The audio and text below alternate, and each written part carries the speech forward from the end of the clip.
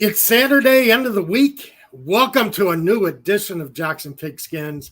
I'm your host, Tom Pollen, along with Wanda Weidman. Hey. So this week, the pretend football is over. All right. Yeah. This week, we begin previewing the Falcons' week one game, which will be a week from Sunday when they host the Pittsburgh Steelers. Yes. So opening game, home game, should be a lot of fun around Atlanta as we get closer to Sunday. So I know everybody is waiting for this 2024 season to get ready, to get underway.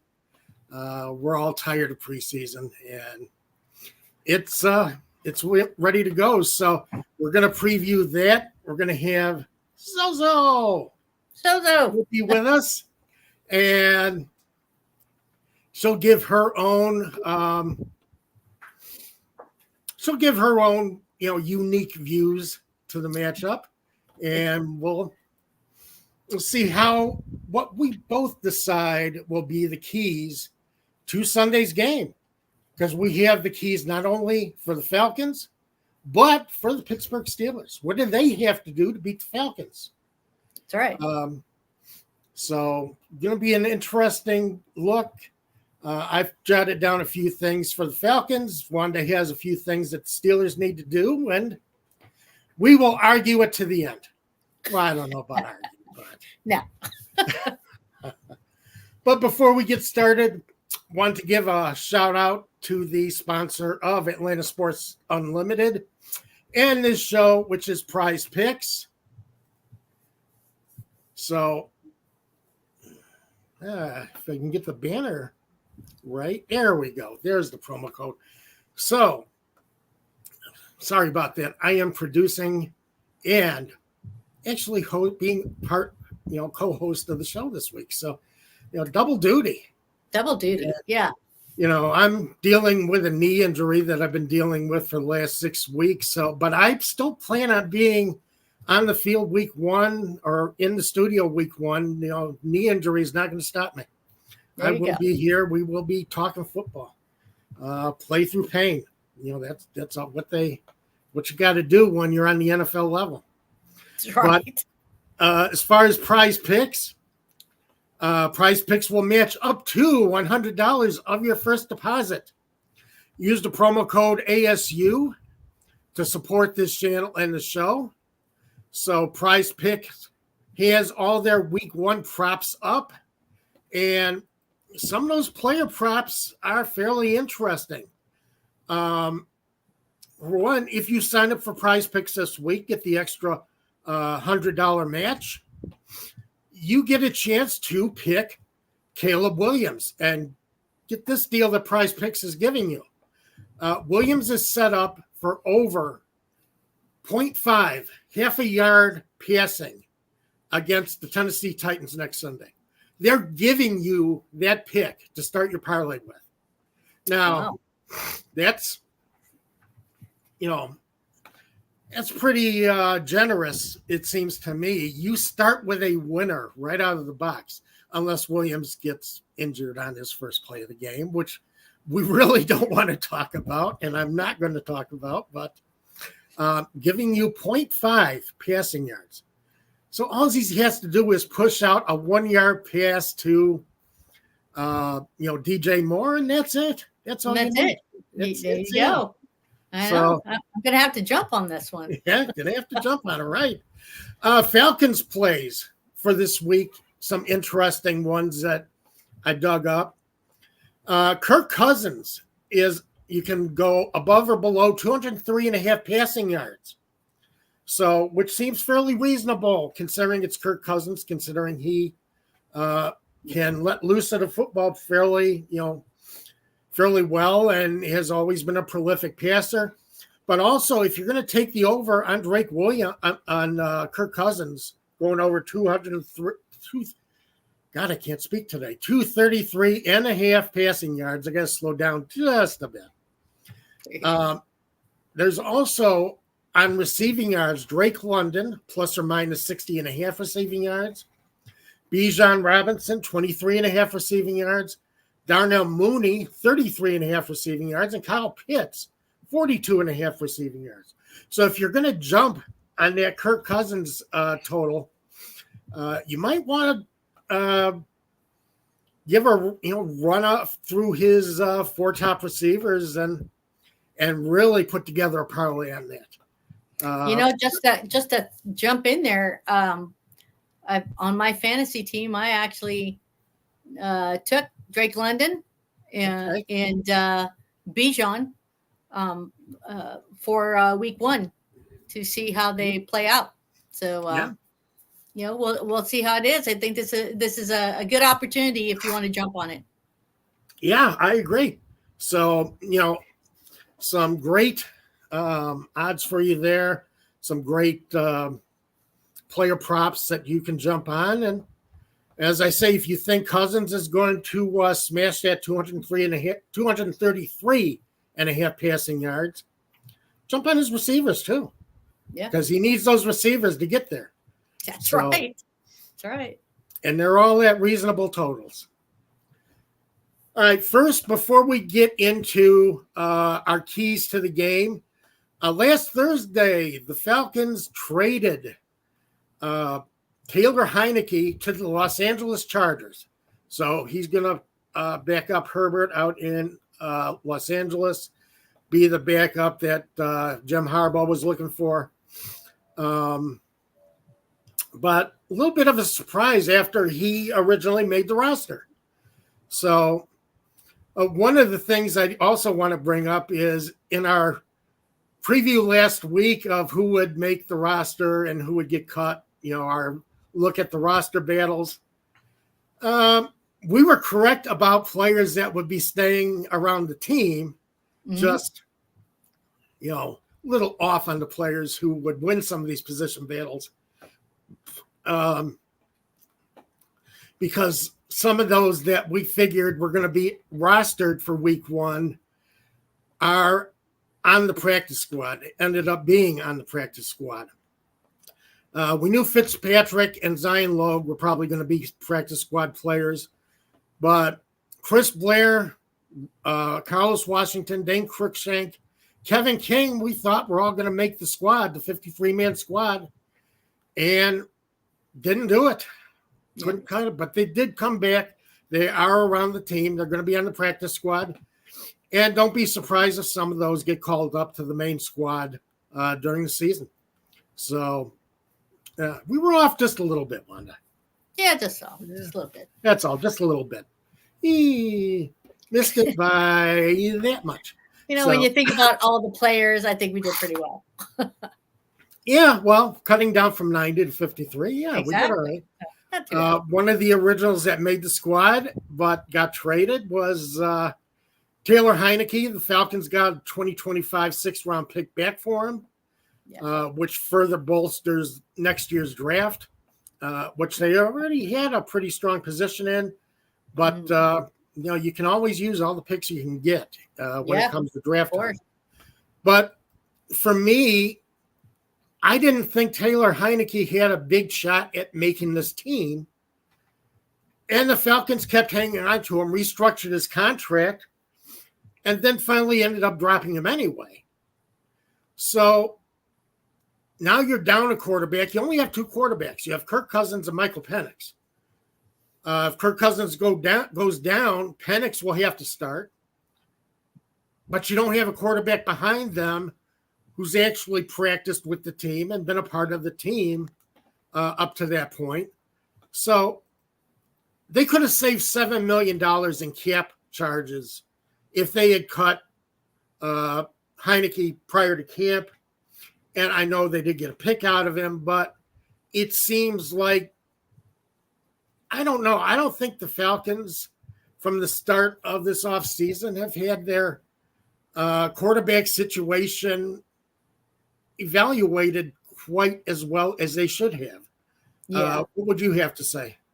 I would have to say the same thing. It's just been from the start. I mean, the excitement and everything in signing, the pursuit in signing Kirk Cousins in that huge contract. And like, okay, great, he's going to start. It's going to be a whole thing. Then the shock of them, taking Penix in the first round and going, wait a minute, we thought you just did all this for Cousins. Now you've taken Penix.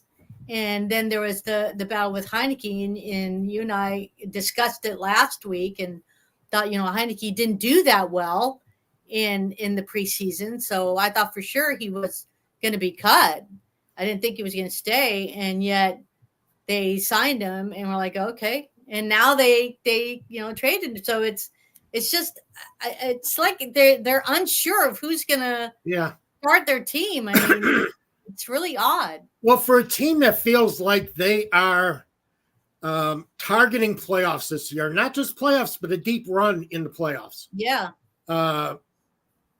With or without Super Bowl, but a deep run in the playoffs. Only having Michael Penix as a backup seems like a foolhardy way to go. If you lose Cousins, and let's face it, there's still a chance you're going to lose Cousins at some point during the season.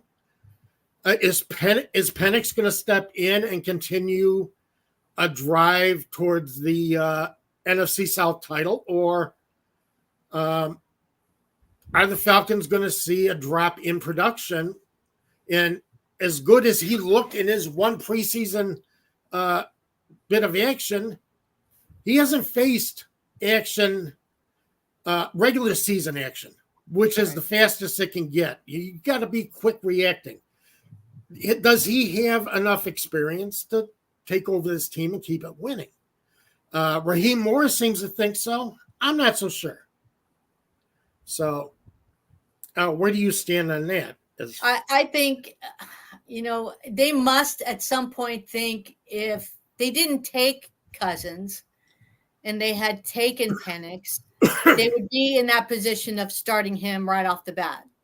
As a first round pick, you're like, okay, we're going to start him. Just like the Vikings, I think the Vikings would have started JJ McCarthy had he not gotten injured. So I think here it would be the same situation. But they are, they're in a situation where they have to play Cousins. If they want to win now, they have to play Cousins.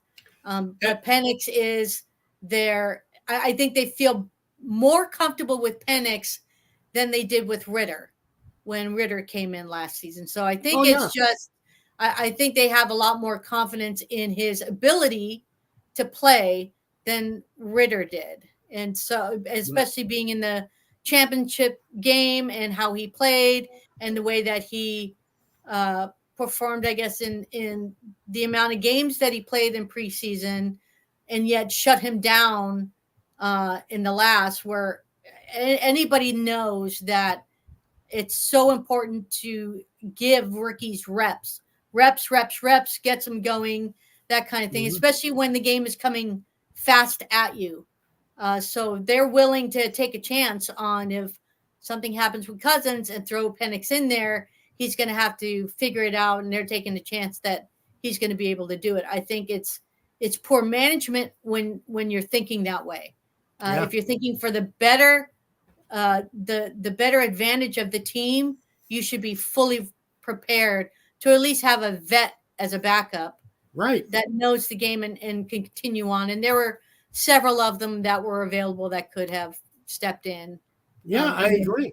Well, the problem is you brought in Judon and Simmons. They're both playing on one-year deals. Judon, the last year of his contract. Simmons is playing on a one-year contract. You are trying to win today. Yeah. From week one on, you're trying to win this division, and you are trying to go to at least the championship game. Let's be optimistic. You're eyeing a Super Bowl with these guys that you added late, Cousins that you added early, and I think you're completely missing that window if Penix has to quarterback any significant time this season. Right. So, not having a veteran on this squad, working with this team, working with this offense, working with the offensive personnel, I think will set the Falcons back if it comes to that. Yeah. You got to keep your fingers crossed that Cousins stays healthy now. Yeah. Or this becomes a developmental year with playoff caliber players on your roster, on your defense. Okay, you built this defense to try and win now. But it's not going to be win now if Penix has to quarterback this team. They need a veteran quarterback on this roster to be prepared.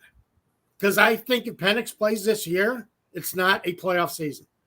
They're back behind the Buccaneers in the NFC South. So, Hey, you never know. we will see how that goes as the season goes on. Yeah, I mean, Penix could shock, and he could come out,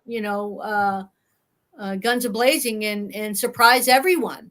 He could. He knows, but again, it's you're taking a chance because you don't know, and being that he didn't get as many reps as he should have, just to get that out there. He, the more reps he had, the better I think it would have been. But again, I agree. We're not the ones behind the curtain there who's controlling it all. So, right, but we'll see. We'll see how it progresses as the season gets moving, and we'll get to our keys for both the Falcons and the Steelers in their Week 1 contest.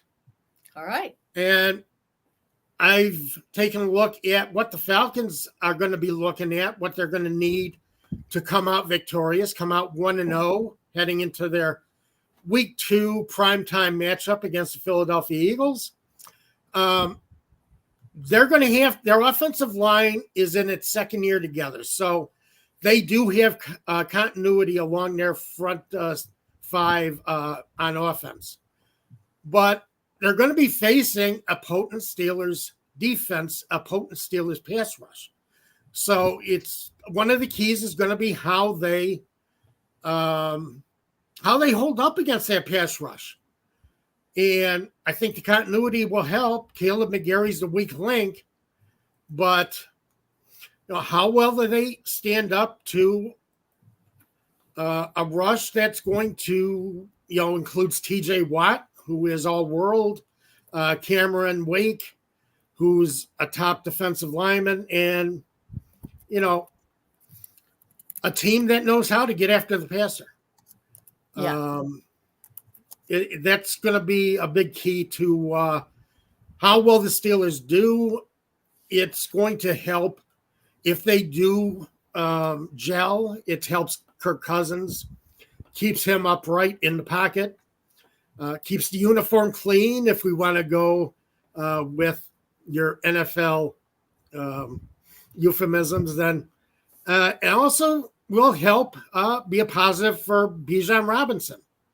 So that's their offensive line is one of the keys. They got to keep Kirk clean and got to open up lanes for Bijan Robinson. They got to make sure Bijan Robinson can cook from right after kickoff. Right. So, 2, Cousins received no preseason snaps, and which goes against everything that I've learned from watching football since way back farther than I'm going to tell any of you.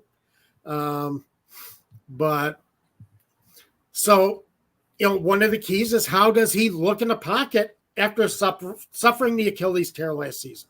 How does he look in the pocket against, top line NFL competition across the line from him? Because again, you kind of wonder because even with Aaron Rodgers, he didn't play in the preseason, if I recall. Right. No. And he's coming off an Achilles as well.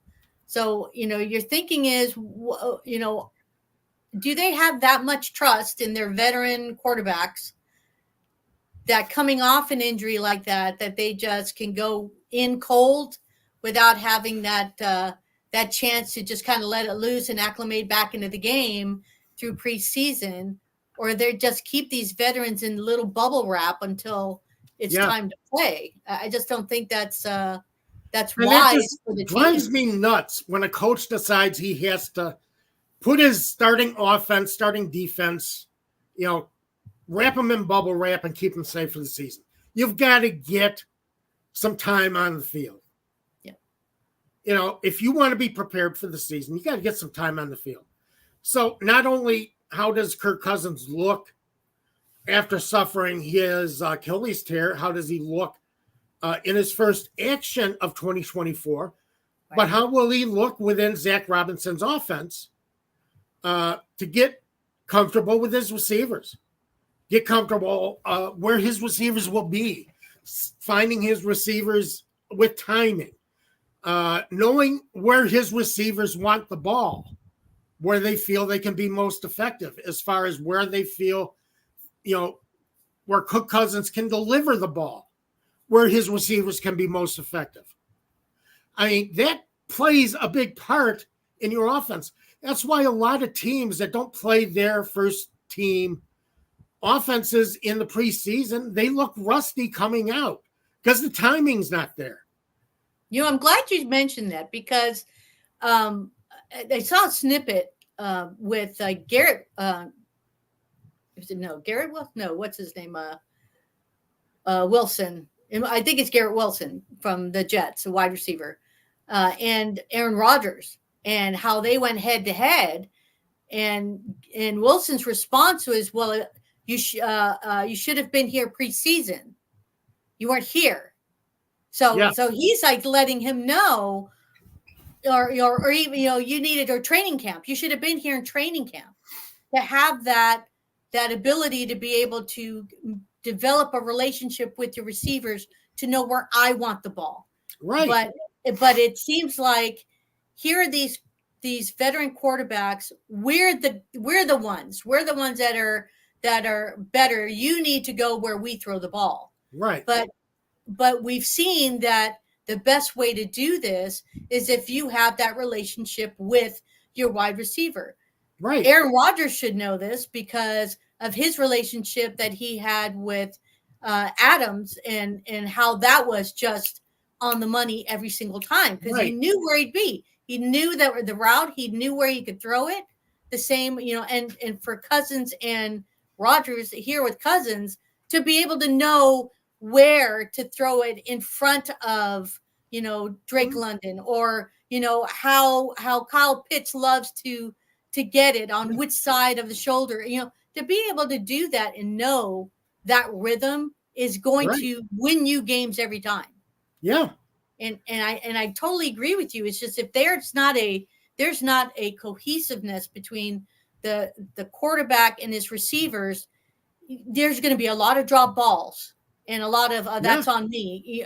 It doesn't win games that way. Just off timing throws too. Things that he's going to miss his receivers because he doesn't know what they can do yet. Right. So the timing, how long does it take for him to get the timing down with his receivers? Now he's got to do it in regular season play. And normally you want to see him at least get a quarter in the preseason help. Yeah. If you want to use a measuring stick, Mahomes played an entire first half in the final preseason game. Yeah. The offense, Kansas City Chiefs, are in the second preseason game. They played an entire half. So they got a chance to play. And that's Mahomes. That's your walking, talking first ballot Hall of Famer here. And don't argue with me on that. Pat Mahomes retires. He goes into the Hall. And that's right now. That's not even counting what he's going to do, the remainder of his career. So, but, don't tell me you can't play these guys for a half and give him I know the Falcons have said that we're running practice at a high intensity. All we're not doing is we're not tackling, but we're running at game intensity. I don't care what you say. When you're on a practice field, as much as you try, you're not running at game intensity. Right. it doesn't work. It never has worked. So I want to see, one of the keys is how fast does Cousins get ready? How fast does he get used to his receiving group? And, next, Zach Robinson's use of Bijan Robinson. And I think one of the things that makes this game interesting nationally is the fact that everybody wants to see what Bijan Robinson does against, with his former head coach across the field, who did not use him very effectively, was terrible at the way he used him. So, that's going to be very compelling. How, does Bijan Robinson run with a bit of a chip on his shoulder? Saying, here's what you could have had. If you had just let me be your weapon in these situations, here's what you could have had. Right. Here's what we could have done. And so, and the problem with preseason is you see the basic offense, you see the basic defense. I want to see now, one of the keys for me is how Zach Robinson opening up that offense using Bijan Robinson as both running back and receiver. What kind of plays does he run with him? Can that offensive line break him free? So I think Bijan Robinson is a huge key to this game. Plus the incentive of Robinson wanting to show his former coach that I'm a lot better than you gave me credit for. Yeah. So, or not that you gave me credit for. I think Smith gave Robinson credit. He just didn't use him the way you would use a first-round draft pick. Right. So I see Zach Robinson. Jimmy Lake and Raheem Morris's defense going to have to keep two quarterbacks under control. Wilson starting, but Tomlin, to me, became Fool of the Week, NFL Fool of the Week. And maybe we can turn that into a segment, NFL Fool of the Week. Because Tomlin comes out on Twitter, target to Raheem Morris and says, Justin Fields is going to have his own package of plays. Well, whatever happened to keeping your opponents guessing? Why are you coming out and telling the Falcons that you're going to be using Justin Fields on this? You're going to be seeing Justin Fields in his own package of plays this Sunday. So, going to be an interesting way of looking at it. I think, as I say, what happened to keep your opponents guessing? I don't know. What do you think, Wanda? Yeah, I totally agree, because that would have been something you want to keep secret. You don't want to. You don't want. I mean, I'm pretty sure they knew at some point. They're not stupid, so I'm pretty sure that Raheem Morris and Jimmy Lake had already thought, hey, let's keep in mind that they may use Fields in a package because he's a mobile quarterback. So they'll probably do that. So we're going to do this, and you're hoping that that's what they've already planned to do, just in case. Here's what we're going to use if we see Fields, on the field. No pun intended. Yeah, but now you can be confident in that package of plays. Exactly. In your defensive package, because now Fields is going to be on the field. It's at certain points of this game. Yeah. So you may not know as far as what time in the game, what down and distances, but Fields is going to play. Yeah. So now you can be certain about the package of defensive plays you want to use, defensive coverages, blitzes, and that kind of thing. And again, one of the keys to the game is Matt Judon, Justin Simmons. Yep. What impact do they make for the Falcons defense in game number one? do they make the impact that Terry Fontenot expects them to make? I think the Falcons have a great chance of winning if Judon does break down the Steelers' offensive line, and if Simmons becomes this, two-headed safety monster with Jesse Bates. If they play to their potential, I think this becomes very challenging for the Steelers' offense to try and beat. Yep. So Great. Those are my keys to the Falcons beating the Pittsburgh Steelers. Let us know what you think. Let us know what you think about the Steelers beating the Falcons offense or the Falcons in week 1. We have a couple of comments. King Atlanta supporter, next week will be a marathon. I'm hyped. King Atlanta supporter, we're all hyped. We are all hyped for the week 1 action and to get the season underway and to see the Falcons come out in front of the home crowd, and there better be home crowd. Don't go leaving tickets available for Steelers fans. Right. Yeah. I want that stadium. I want Mercedes-Benz Stadium filled with Falcons fans. All right. That's one of the things I have been one of my talking points since we've been on this channel, since Dave was here. Fill the seats, get out there, root on your team, make it loud, make it proud, and let's get the Falcons to 1-0 heading into I think the toughest part of their schedule, 2 primetime games against the Eagles and the Chiefs. So looking forward to that.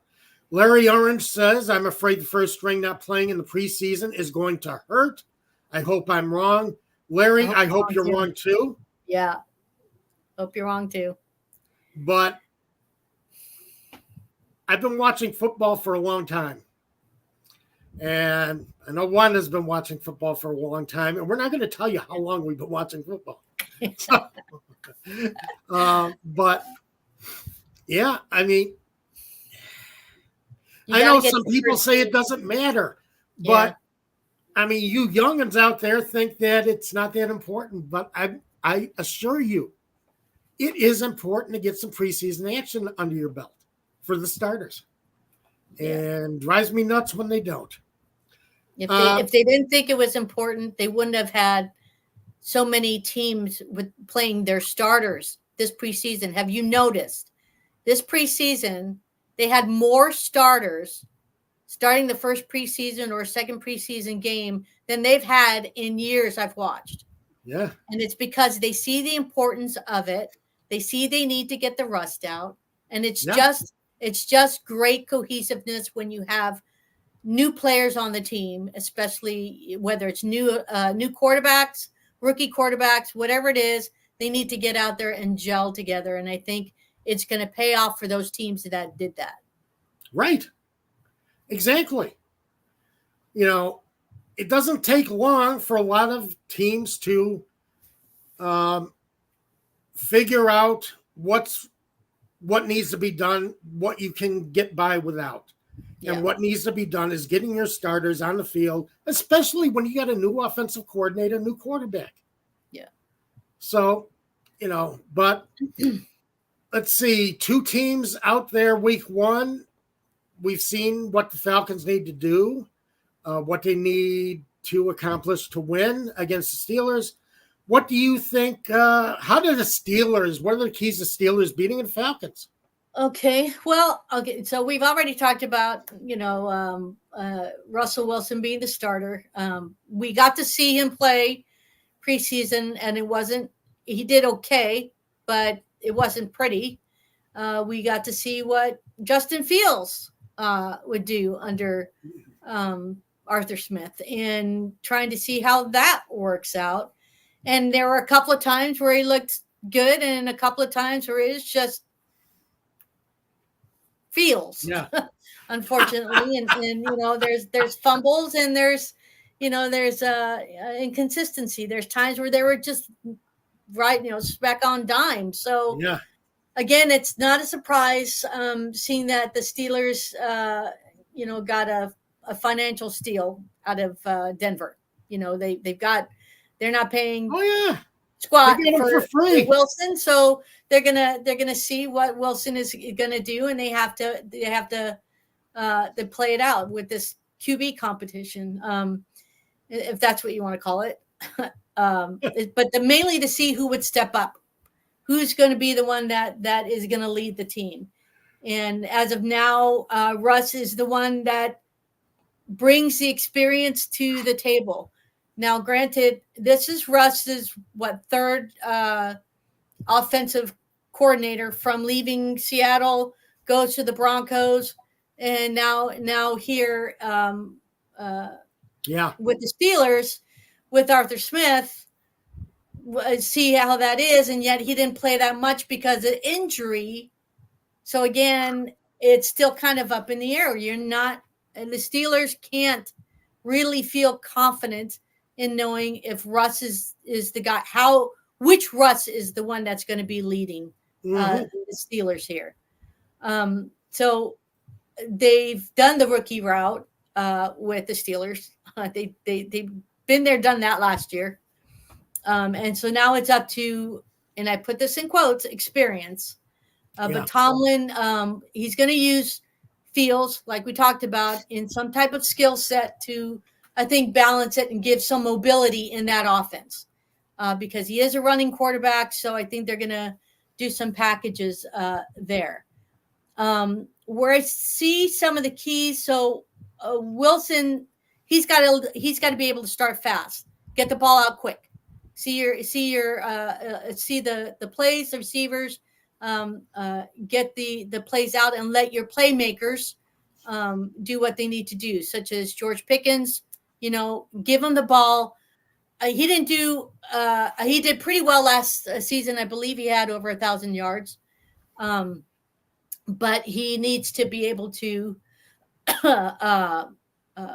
take advantage of Pickens. Van Jefferson, Roman Wilson. I'm not sure if he is still on the injured list, but I think they also they signed on the I think it was either on the practice squad. They added a couple of wide receivers. They also have Scotty Miller too, so they've got a few receivers, and they have tight end Pat Freiermuth. So if he stays poised in the pocket and eliminates the fumbles, because Wilson's had a few of those. He's had a few fumbles and is collapsed in the pocket. And I think that's my concern, is how quickly he gets the ball out, because if you got Matt Judon in there, that is going to put some pressure. And when there's pressure in Wilson, if he doesn't get out of that pocket fast enough or get that ball out, he's going to crumble. And to me, Wilson was always he was always a scrambling quarterback, not necessarily a running quarterback. Right. He could scramble. But he could scramble. He was like Fran Tarkenton in the backfield. Yeah. You couldn't catch him. Yeah. And then he would get rid of these ridiculous passes to Tyler Lockett. And just, it was like they were both joined together. Wilson knew where Lockett was going to be. Lockett knew where Wilson could get him the football. It was like, this almost sort of creepy way they read each other, during scrambling situations. But, he had that kind of rapport with this guy. Now, the Steelers do have Roman Wilson, George Pickens, and Scott Miller as their main receiver group. Yeah. So those are the guys that he needs to directly get the ball to. And I'm hoping that Smith is going to have to where they're going to spread the ball. I think Wilson's key here is being able to spread the ball out, getting it out quickly, being able to scramble. So we're The Steelers need to depend on him to be able to get to scramble out of the pocket when the pressure is on, and get the balls to his playmakers with accuracy. Weapons. You know, not too many of the overthrows like he did in Denver. There's just too many of those. But again, that has to be the acclimating yourself with your receivers and getting that relationship and making sure that happens. If they do that, they're going to get points on the board. The other one is,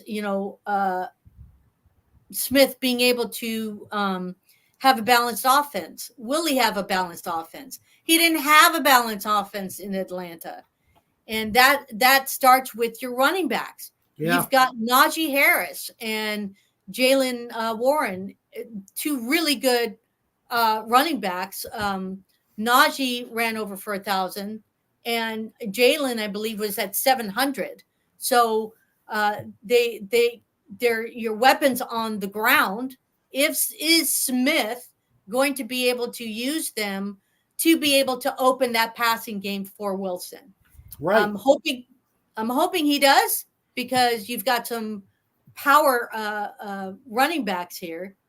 Harris will likely be the workhorse, depending again on how Smith uses him. If he's managed to run over 1,000 yards last season, Smith would be a fool if he doesn't utilize Najee and learn from his experience and what he did not do with Bijan. So it'll be interesting on how he goes about this. But Warren, if he gets enough play, he may wind up inching out Najee, because Warren is also a good pass catcher. He's kind of like that triple threat. So I think if Tomlin, and then you add in the factor of Justin Fields, he's kind of like that extra running back that they have, and they can use him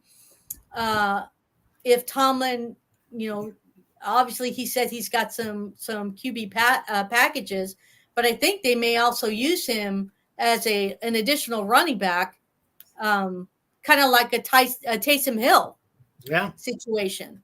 So I think to kind of look for that, I think he saw that, said, well, that worked for New Orleans, so maybe we can use that because we've got a mobile quarterback in Justin Fields. I think that would be stupid.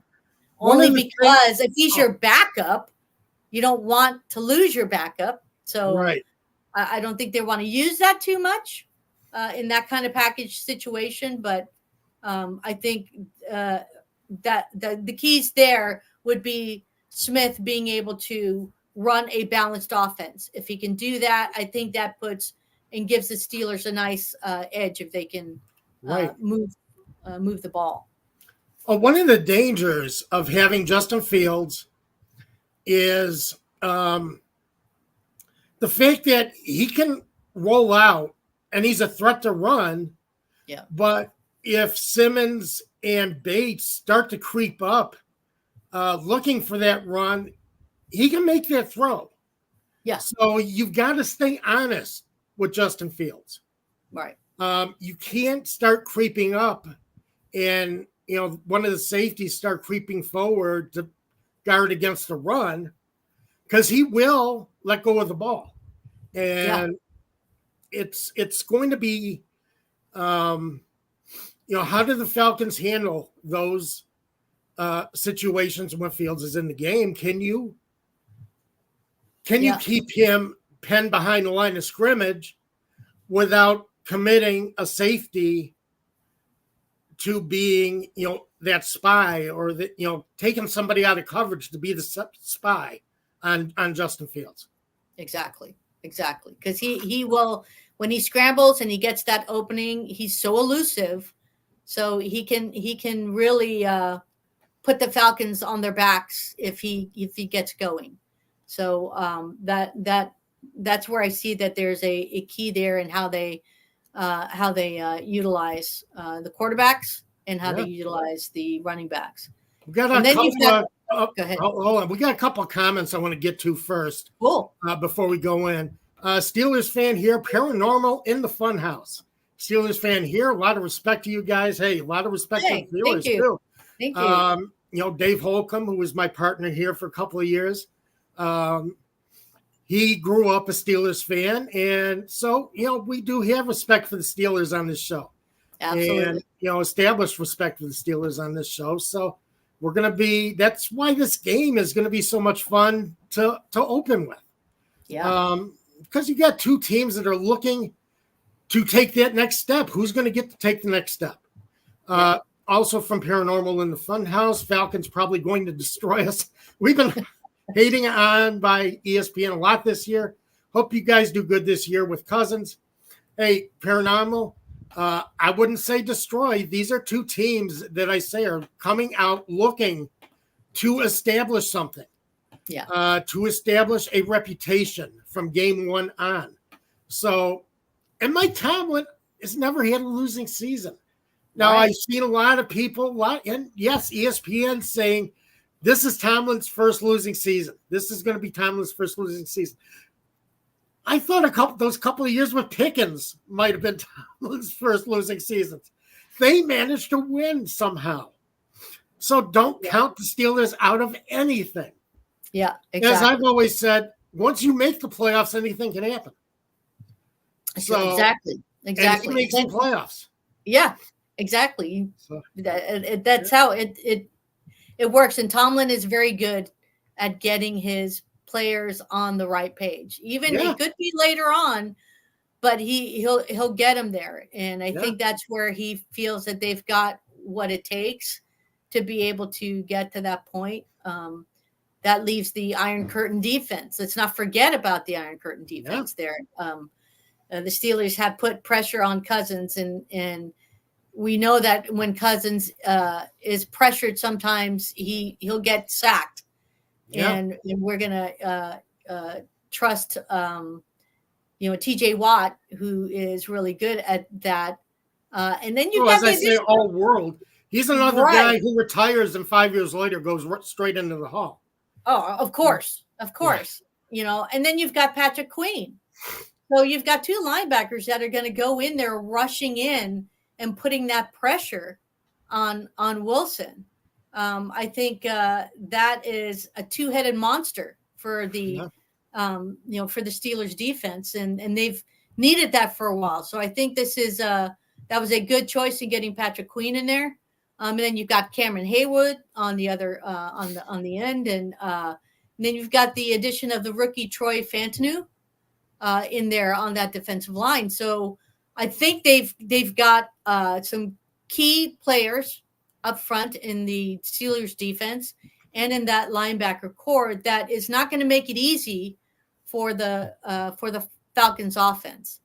And they're gonna try to keep that reputation of the Iron Curtain and not allowing passes to get to the down the field. And with Minka Fitzpatrick also in the backfield, dangerous safety. Exactly. Incredible plays. The battle is going to be on the edges for both teams, on the front, on the offense and the defense. So with the Steelers defense, I think their only key, is being able to depend on the guys to stop the Falcons' tooled up defense. Offense. And I think the only problem I saw with the Steelers offense is their front. Even though they've got a good offensive line, they do have a rookie in center. And so that one during the preseason, he had some issues with the ball, hiking the ball a couple of times over Justin's head. Justin had to jump up and grab it. So there's a little bit of inconsistency there, but I think the help of the vets around him will get him going. And that was something that both, Tomlin, Wilson, and Fields had stated that they have really been working with the center to make Mhm. sure that he's on the same page as they are, so that they don't have any missed snaps during the Yeah. games. So I think that's where the Steelers are going to put the pressure. They're going to Yeah. see, oh, you got a rookie center. We're going to put the pressure on there and try to get a couple Well, of their with Jarrett and Anyamata, that's the right. place to do the push, right? Exactly, and they'll be able to do that and put some pressure on, and possibly get some quick outs for That's the thing. Collapse the pocket, and Jarrett's the guy to do that. So is Anyamata. yeah, Collapse that pocket. exactly. One thing I want to bring out, a couple of things I still want to do before we finish the show. Larry Orange and a couple others have pointed out that Cordero Patterson going to have a chip on his shoulder a little bit, and he got the new kickoff rules. Biggest mistake to let him go. Oh, biggest mistake. Well, he was kind of a multi-tool player, you Swiss Army knife. Incredible. And incredible. And now because now we're going to see, I mean, they've been using the new kickoff rule, but now we're going to see how coverage teams try and free up their returner, how receiving teams try and free up their returner, how coverage teams try to funnel returner to either side and, bring them down before the 30-yard line. Right. We are going to see actual plays taking place on the kickoff on both sides. All we've seen is basic vanilla so far in preseason. Right. We're going to see plays now. We're going to see actual attempts at how teams are going to try and free up these guys, what they've been working on in practice. Yeah. So we haven't seen anything about what they've been working on in practice, but Cordero Patterson's already one of the top return men in the game, and now he's going to have, can they keep him shut down? Yeah. Because now you're going to see what is in his mind when he's returning. Yeah. And he's going to have a bit of a chip on his shoulder. So, because last year he did not get used as well as he should have. So I'm going to be interesting to see the new kickoff rule with these guys in place. Before we go, and we're getting close, we're going to bring Nostradamus out here because we have 2 real football games coming up before our next broadcast. Yes. So we have Baltimore against Kansas City Chiefs hosting the Baltimore Ravens Thursday night on Thursday Night Football kickoff broadcast. And the Chiefs are favored by 3 points. That point spread was at 2.5 all week. Has been bumped up to 3. On the spread, there's pretty much even money on both teams. So don't expect that spread to change anymore. It's going to stay at 3. I say with the spread at 3, take the Baltimore Ravens. I think the Ravens come out again with a chip on their shoulder because this is a replay of last year's AFC Championship game, which the Ravens just self-destructed. And the Chiefs were just ready for anything the Ravens were going to try. So I'm Nostradamus predicting that the Baltimore Ravens cover that 3-point spread. And the over-under's 47. I say take the under. It's early in the season. Offenses are still getting established. I think defenses are a bit ahead. You don't have to have the same continuity on defense that you need to do on offense. I say take the under 47. I don't think 47 points are going to get scored in that game. Green Bay Packers will be traveling to Philadelphia to take on the Eagles Friday. Again, Green Bay is up. Philadelphia is favored by 2.5. I'm saying take the Packers, which is a little rough for me, but hey, I'm a little shocked. Take the Packers plus the 2.5. I don't know. We don't know what we're going to see out of the Eagles. Love played a lot better at quarterback the last half of last year. I want to see Jordan. I want to see how well he plays at the first half of this season. Is he the same player that he was finishing last season? Again, the total is 49. Take the under, because I don't think NFL offenses have struggled over the last couple of years. I think the new kickoff rules is a way for the NFL to try and get their scores back up, give offenses better field position, and give them a chance to score more during a game. Give them better field position to start a game. So, but until I see that, and I'm going to be reading a lot into these first two games as far as totals, but I would say take the under. Take the Packers to win, because I think as road dog, I think they are going to win this game over the Eagles, and take the under 49. So your first two Nostradamus picks of the year, I'll probably be writing those up. I hope to be writing those up during this week. And you can go to my blog, and I'll be reactivating the blog, and we'll have some fun making some picks also this year and throughout the season. Nostradamus will be back every week this season. And I think next week we start looking at make a trip around the NFL, look at some of the opening week 1 games, including, again, the Steelers being hosted by the Falcons. Take a look at what we can expect out of the NFL this year. We'll get Wanda's predictions on who she thinks are going to be the division winners at the end of the season, who I think will be division winners. We will look at some of the games, some of the more compelling games coming up, and looking forward to attacking week 1. But we are out of time. And what I want to do to finalize is, again, bring up the sponsor of the show and the channel, Prize Picks. Remember, if Prize Picks will match up to $100 of your first deposit. So use the promo code ASU and get signed up for Prize Picks. And they are giving you a freebie in week 1 of the NFL.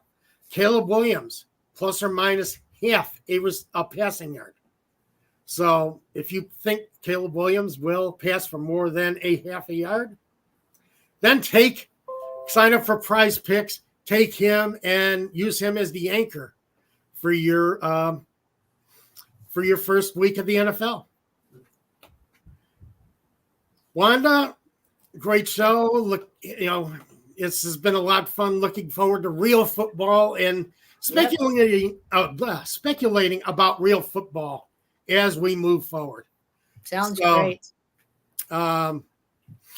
So next week we will be all in on real football.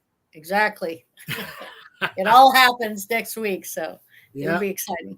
Start seeing how these teams pick up, and I can't wait to see how this season plays out. Going to be a lot of exciting times in Atlanta. Bears fans are going to be seeing a lot of exciting times, and we got some teams that are built to make a run in 2024, and we'll see if they're capable of making that run. Yeah, and we'll look at some of the teams capable of making that run next week. So it's been as I said, I've enjoyed today. Always fun getting back into the season. And we will look forward to talking to all of you next week on Saturday. Again, Jackson Pigskins, Tom Pollen, Wanda Weidman. You can get in touch with me on the internet at TJ Pollen on Twitter and at Wanda63W. No, Wanda W63. Wanda W63 on Twitter if you want to talk to Wanda. And we'll be there for you. All right. Until next week, great to have you all with us on this Saturday. Great to have everybody who watches the replay. Hope you had fun listening to what we had to say. Have a great week, everyone. We appreciate y'all.